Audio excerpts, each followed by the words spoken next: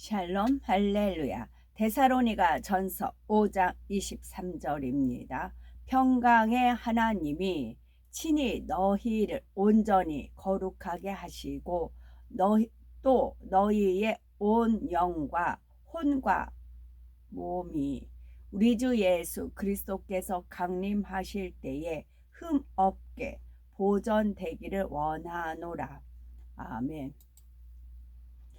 1차 영혼육 첫 번째 영혼육 말씀의 중요성과 창조와 생명의 시입니다.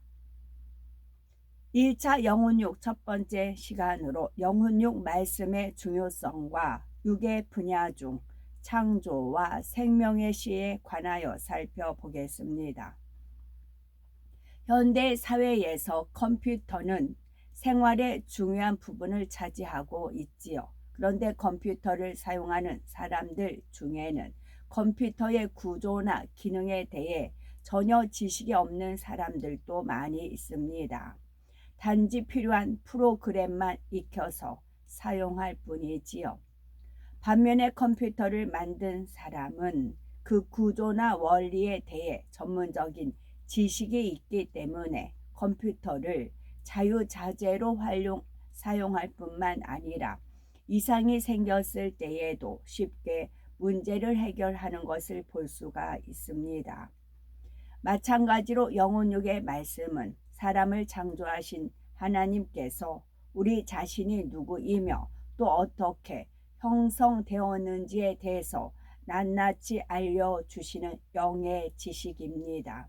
이러한 지식은 사람의 지혜와 능으로 알 수 있는 것이 아니고 오직 창조주 하나님만이 인간의 본질을 꿰뚫으시며 그에 대해서 알려주실 수가 있는 것입니다. 영혼육 말씀이 우리에게 주는 유익점을 살펴보면 첫째는 우리 자신을 낱낱이 분해하고 발견케 함으로써 성결을 더욱 신속히 이룰 수 있게 합니다. 맹목적으로 신앙생활을 하는 것이 아니라 왜 자신을 철저히 부인해야 하는지, 하나님의 형상을 이루기 위해서는 구체적으로 무엇을 버려야 하는지를 깨닫게 하며 자기의 마음과 생각을 다스릴 수 있게 합니다. 둘째로 자기 자신을 바로 알아 원수 마귀의 쾌계에 빠지지 않고 더 나아가 어둠을 지배하고 다스리는 능력까지도 갖게 합니다. 이처럼 자기를 발견케 하는 영혼육의 말씀은 우리의 성공적인 신앙생활을 하는 데 있어서 참으로 중요하고 필요한 말씀이지요. 하나님께서 영혼육 말씀을 증거하게 하시는 것은 아직 벗어버리지 못한 육이 있다면 발견하여 신속히 버림으로 모두가 쓰임받는 깨끗한 그릇을 준비하기 위해서입니다. 그러기 위해서는 먼저 내 자신을 발견하고 철저히 부인해 나가는 작업이 반드시 있어야 합니다. 사도 바울도 주님을 만나기 전에는 자기 의로 똘똘 뭉친 사람이었습니다. 율법의 의로는 흠이 없었고 그 중심에는 하나님을 향한 뜨거운 열정도 있었지만 진리를 영적으로 깨우치지 못하니 오히려 하나님을 대적해 나갔지요. 그러나 주님을 만난 후 자기의 참모습을 발견했을 때 그는 스스로를 죄인 중에 괴수요 맨 나중에 만삭되어 못하여 난 자 같은 자라 고백을 하였습니다. 이런 자기 발견이 있었기에 날마다 자기를 부인하고 죽어짐으로 결국 이방인의 사도로서 하나님 앞에 귀 쓰임 받을 수가 있었던 겁니다. 이 영혼육의 말씀이 우리에게 주는 유익점은 첫째는 성결하기 위하고 두 번째는 하나님한테 쓰임을 받고 싶은데 그러기 위해서는 깨끗한 그릇으로 준비되어야 된다는 겁니다. 이 말씀을 통해서 내가 성결될 수 있고 성결은 물론 이제 거룩하고 깨끗하기 때문에 그런 그릇 준비가 돼서 결론은 뭐예요? 자기 영광을 위해서가 아니죠. 하나님 앞에 쓰임받기 위해서. 입니다. 이 목표가 뚜렷해야 이 말씀이 한 구절이라도 귀에 쏙쏙 들어오는 것입니다. 사람을 이루는 중요한 세 가지 요소가 있습니다. 그것은 영과 혼과 육입니다. 영혼육의 말씀은 크게 육에 속한 영혼육, 혼에 속한 영혼육, 그리고 영에 속한 영혼육으로 나누어집니다. 1차 영혼육은 육에 속한 영혼육에 대한 말씀입니다. 여기서는 영혼육의 간단한 소개와 우리 눈에 보이는 몸, 즉 육이 어떻게 잉태되며 어떻게 태어나 성장하게 되었는지에 대해서 배울 거고, 2차 영혼육은 혼에 속한 영혼육으로 혼의 작용을 비롯하여 우리 자신이 어디서 와서 어떻게 형성되어 가는지 대해서, 그 다음에 3차 영혼육은 영에 속한 영혼육으로서 영적인 의미와 육과 영의 지식 등에 대해서 살펴봅니다. 영과 혼과 육이라는 것은 우리 사람을 이루는 중요한 세 가지 요소입니다. 창세기에 보면 하나님께서는 사람을 만물의 영장으로 세워주셨는데, 만물의 영장인 사람과 짐승은 근본적으로 다른 점이 있습니다. 바로 사람에게만 영이 있고 짐승은 오직 육과 혼으로만 되어 있지요. 세상 사람들은 이런 영적인 지식이 없기 때문에 사람을 오랜 시간 생물체가 진화하여 생긴 결과로 설명한 것을 볼 수가 있습니다. 그러나 창세기 1장 26절은 하나님이 가라사대 우리의 형상을 따라 우리의 모양대로 우리가 사람을 만들고 하셨습니다. 또 창세기 2장 7절은 여호와 하나님이 흙으로 사람을 지으시고 생기를 그 코에 불어 넣으시니 사람이 생명이 된지라 하시었지요. 바로 사람은 하나님의 형상대로 살아있는 영으로 창조되었다는 말씀입니다. 이렇게 사람과 짐승은 근본적으로 다르기 때문에 육의 생명이 끊어진 후에도 전혀 다른 결과를 맞게 됩니다. 짐승은 영이 없으므로 죽은 후에 육과 함께 혼이 소멸되지만, 사람은 영적인 존재이므로 죽은 후에 그 영혼이 천국과 지옥 중 한 곳으로 갑니다. 사람으로서 마땅한 본분을 깨달아 창조주 하나님을 경외하고 그 말씀대로 살아야만 천국에 갈 수가 있습니다. 1차 영혼육 말씀 중 먼저 육에 관해서 살펴봅니다. 육이란 과연 무엇을 말하는 걸까요? 사전에는 육은 짐승의 고기 또는 살이라 정의하고 있지만, 성경상에 언급된 육은 썩어지고 없어지는 모든 것을 총칭하는 단어입니다.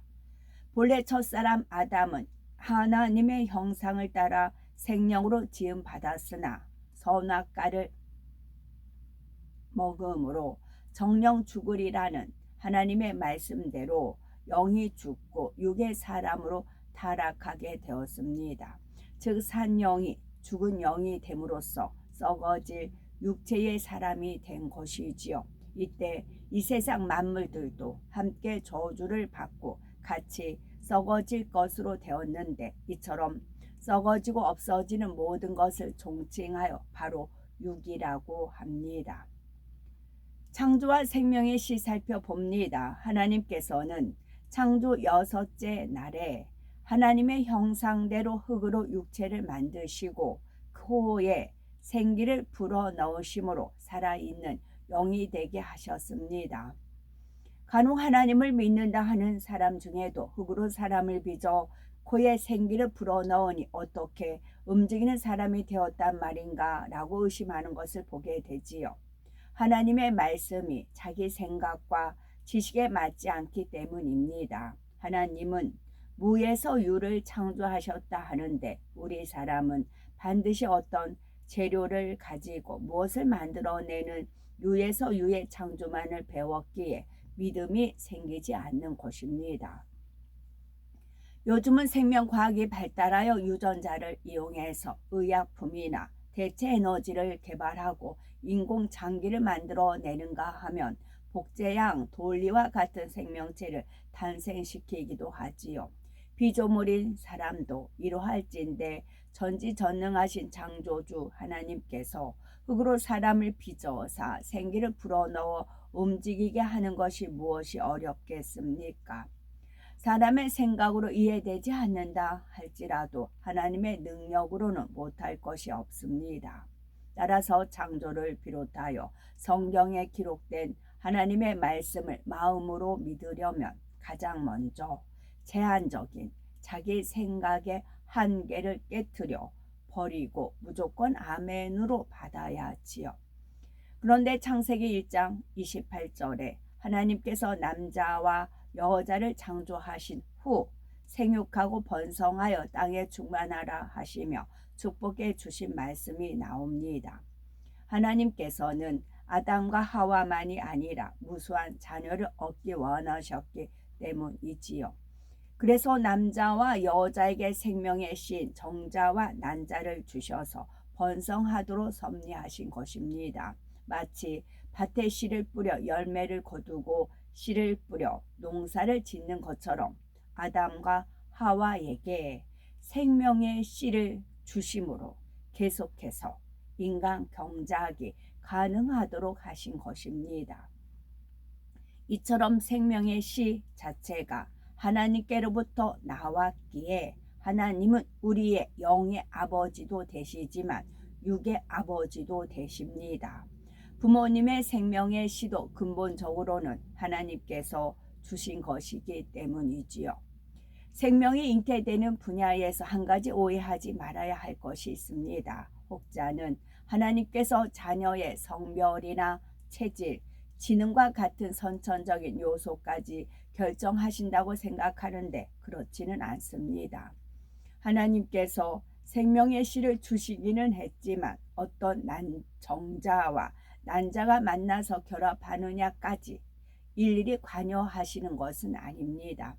즉 하나님께서 생명이 잉태될 때마다 간섭하여 누구는 남자로 누구는 여자로 누구는 강한 체질로 누구는 약한 체질로 태어나도록 정하신 것이 아니지요. 또 지능이나 성격도 하나님께서 결정하시는 것이 아닙니다.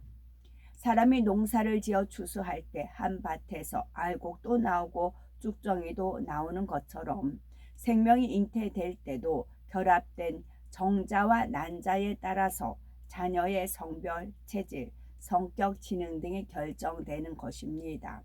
기형아의 경우도 하나님께서 그렇게 태어나도록 하신 것이 아니라 사람의 실수나 유전적인 결함으로 생겨나는 것이죠.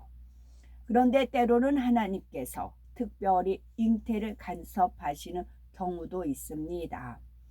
부모가 하나님을 기쁘시게 해드리는 믿음으로 간절히 사모하고 기도할 때 하나님께서 믿음으로 역사해 주시는 경우가 있지요. 어떤 분은 습관성 유산으로 아이를 낳지 못하다가 하나님께 열심히 기도하고 충성해서 결국 건강한 아이를 낳았다라는 그런 간증도 있지요. 우리 하나님은 남녀를 차별하시는 분이 아닙니다. 그럼에도 성경에는 여자보다 남자가 더 크게 쓰임받고 하나님의 사랑을 받는 것처럼 보이는 경우도 있습니다. 창세기 25장은 하나님께서 야곱과 에서가 복중에 있을 때에 야곱을 택하셨지요. 이는 모든 것을 예지하시는 하나님께서 에서보다 야곱의 중심을 더 사랑하셨기 때문입니다. 마찬가지로 하나님께서 남자를 더 기뻐하시는 것처럼 보이는 경우도 남자와 같이 곱고 변개함 없는 중심을 사랑하시기 때문입니다. 그러나 여자라 해도 구약의 드보라나 에스더 같은 인물들은 하나님의 사랑을 받고 크게 쓰임 받습니다. 하나님께서 보시기에 흔들리지 않는 강하고 곧은 중심과 남자의 못지않은 담대함이 있었기 때문이죠. 그러므로 잠언 8장 17절은 나를 사랑하는 자들이 나의 사랑을 입으며 나를 간절히 찾는 자가 나를 만날 것이니라 말씀한 대로 아들이냐 딸이냐가 중요한 것이 아니라 어떤 마음과 중심을 이루었느냐, 얼마나 하나님을 사랑하느냐에 따라 하나님의 사랑과 인정을 받을 수 있다는 사실을 우리는 기억해야 되겠습니다. 영혼용 말씀을 통해 우리의 근본이 오직 아버지 하나님께로 말씀을 깨달아 하나님을 더욱 사랑하고 경외하며 정령이 기쁨만 되시는 우리가 되시기 바랍니다. 아멘. 샬롬.